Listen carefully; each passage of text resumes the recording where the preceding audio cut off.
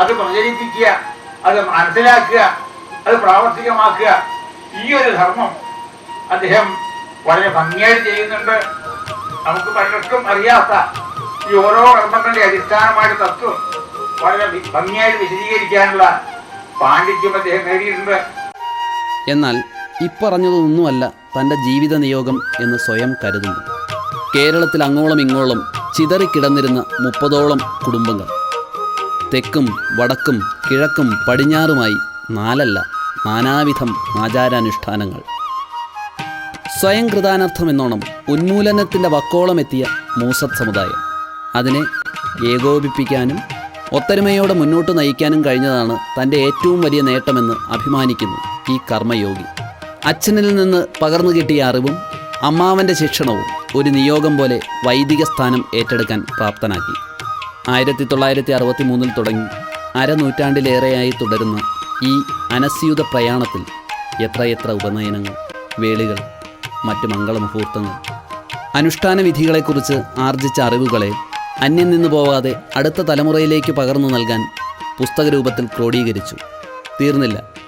അക്ഷരവ്യാഖ്യാനങ്ങളെ കാലാനുവർത്തിയായ അനശ്വര ദൃശ്യങ്ങളിലേക്ക് ആലേഖനം ചെയ്യുന്നതിലെത്തി നിൽക്കുന്നു ഈ ക്രാന്തദർശിയുടെ ദീർഘവീക്ഷണം.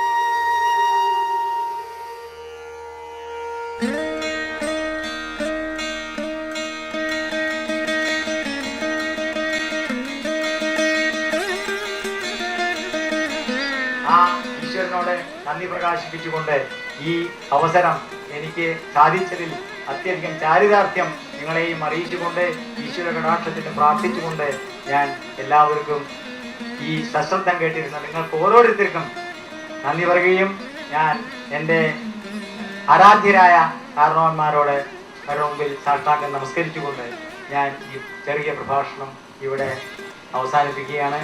എല്ലാവർക്കും നന്ദി.